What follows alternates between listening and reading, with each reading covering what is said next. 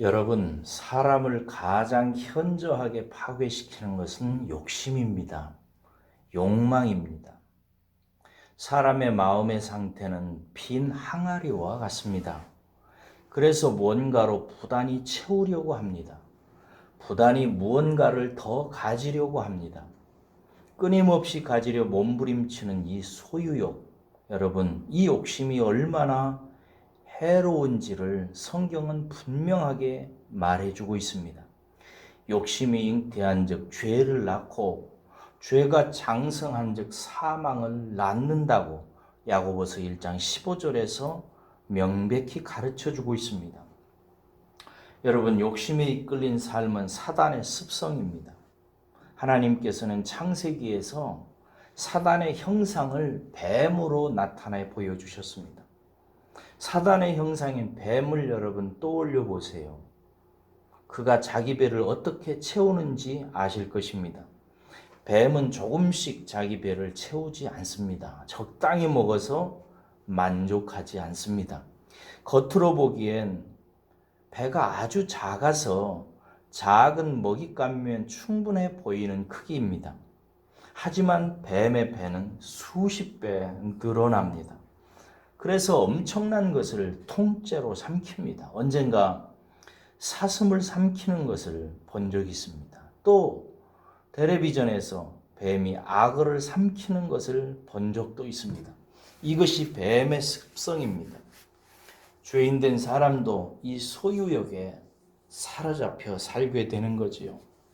그러나 하나님께서는 이런 삶에서 우리를 구원하셔서 이 삶과 관계없게 만드셨습니다.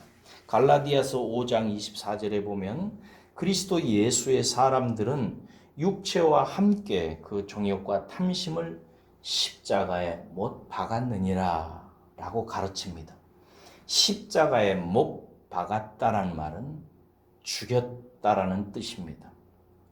죽였다라는 말은 상관없게 만들었다는 뜻입니다. 즉 욕심을 따라 사는 삶과 성도는 상관없게 만들었다는 뜻입니다.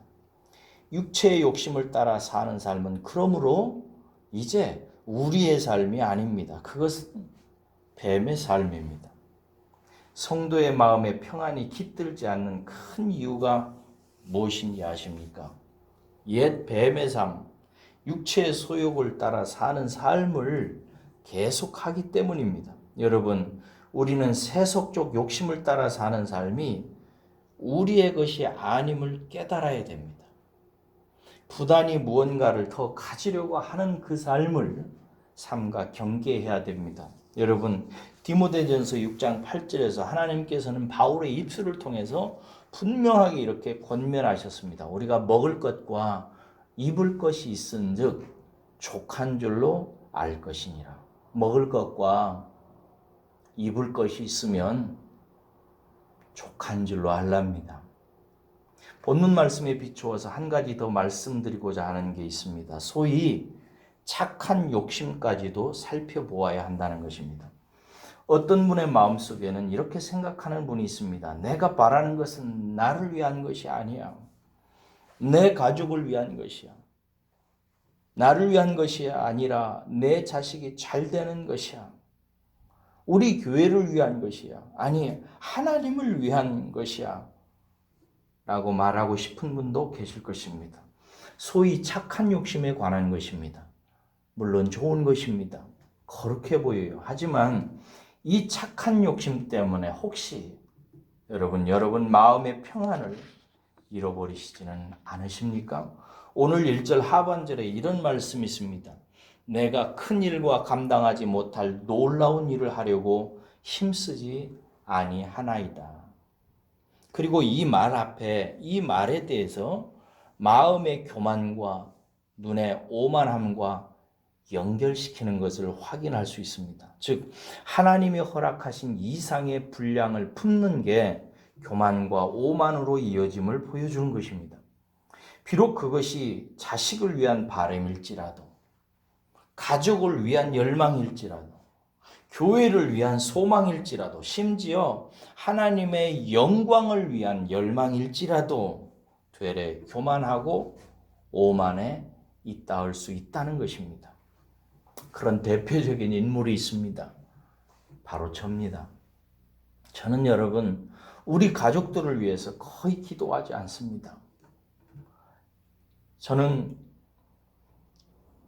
우리 믿음의 가족들, 교회 식구들의 이름을 부르고 또 교회 식구들의 사정을 위해서 기도하는 일은 자주 합니다. 교회와 하나님의 영광을 위해서 기도하는 것, 이것이 제 가장 큰 소원이기도 합니다. 특히 저는 저의 일생을 통해 하나님께 큰 영광을 올려드리고 싶은 불이 있었어요. 제가 개척했을 때 품었던 열망이 있습니다. 구리씨를 삼키는 것입니다. 복음으로 구리씨를 완전히 하나님께 봉헌하고 싶은 것이 제 가슴에 뜨겁게 자리 잡고 있었습니다. 그때 정말 뜨겁게 기도하고 교회 앞에서 선포했던 교회 비전이 있습니다. 119 세계 비전입니다. 맨 앞에 1자는 1000명의 제자를 뜻하고요. 그 다음에 1자는 100명의 선교사를 파송하는 뜻을 의미합니다. 그리고 9자는 구리가 9구 마을 2자로 되어 있어서 9개의 동네에 9개의 교회를 개척하는 것이 제 마음의 소원이고 열망이었습니다. 그래서 남모르게 열심을 냈습니다. 금식도 여러 번을 했습니다. 그리고 밤에는 남모르게 통일교를 쓰러뜨리기 위해서 통일교 공장을 돌아다니면서 땅밟기를 하면서 기도를 하곤 했습니다. 어떨 때는 제자 훈련을 하다가 주부들을 40대 주부들을 12시에 불러내가지고 망우리 공동묘지 꼭대기에 데리고 올라가서 구리씨를 바라보면서 손을 들고 복음으로 정복하자고 들들 볶기도 했습니다. 얼마나 대단합니까?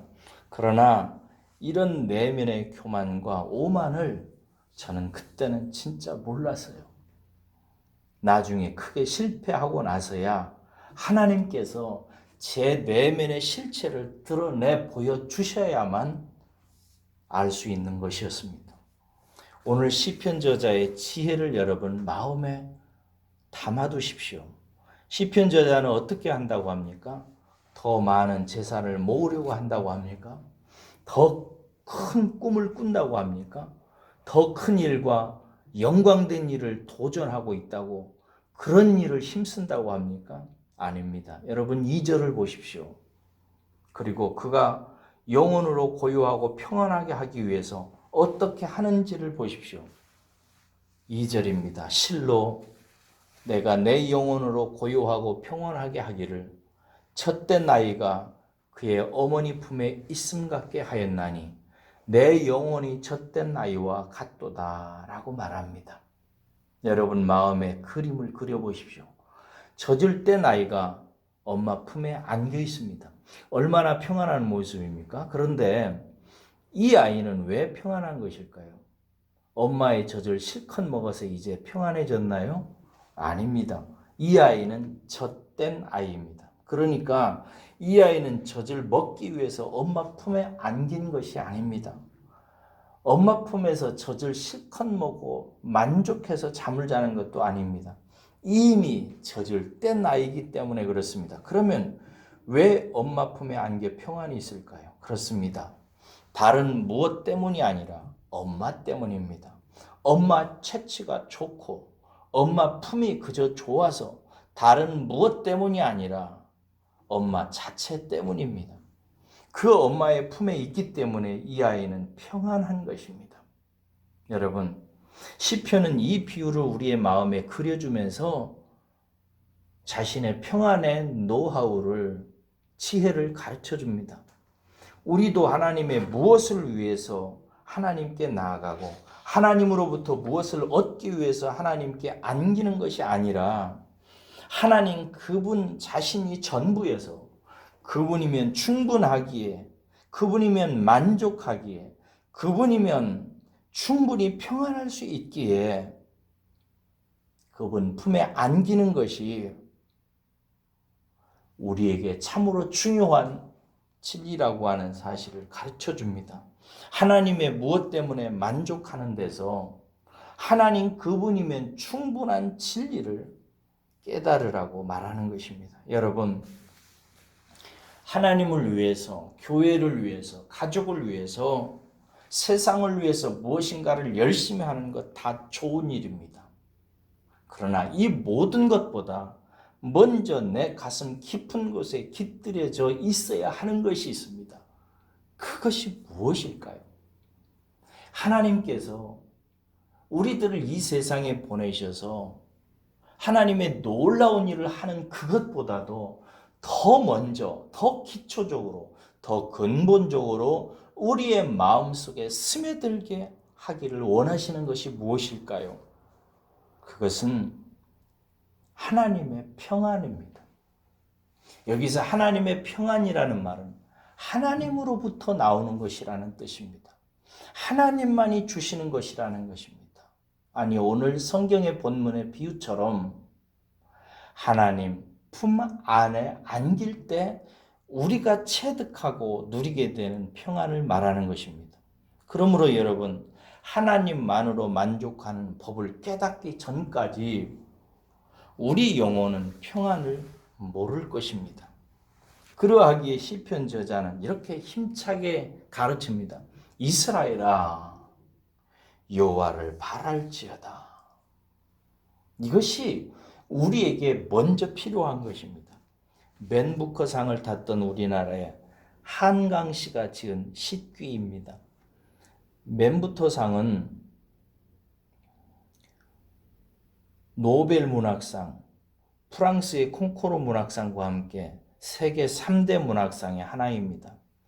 맨부커상을 탄 한강시는 이렇게 노래했습니다. 눈물이 찾아올 때 내 몸은 텅 빈 항아리가 되지. 선체로 기다렸어. 그득 차오르기를. 여러분, 맨부커상을 탄 이 여류 작가의 가슴 속에 얼마나 만족감이 많이 찼겠습니까? 이 놀라운 문학적 업적 앞에서 얼마나 자기 자신의 깊은 내면에 기쁨으로 만족으로 가득 찼을까요? 그러나 여러분, 정작 그 당사자는 이렇게 노래합니다. 내 몸은 텅 빈 항아리가 되었다고 말합니다. 여러분, 무엇으로 이 구멍난 항아리를 채울 수 있을까요? 무엇으로 채워야 이제 됐다라고 고백할 수 있을까요? 어떻게 그 공허한 불안과 초조를 해소할 수 있을까요? 무엇을 먹어서, 무엇을 장만해서 집안에 가득 채워야 이것이 해결될 수 있을까요? 여러분, 오직 여호와를 바라십시오. 그분 안에서 족하는 법을 체득하십시오. 다른 어떤 소유나 다른 어떤 업적을 통해서 족함을 찾기 이전에 먼저 하나님 그분으로 자족하는 이 지선, 지극히 선한 것을 체득하시기를 바랍니다. 오늘 이 새벽에도 이 소중한 가치를 마음에 품고 기도하고 묵상하다 가시기를 바랍니다. 기도하겠습니다.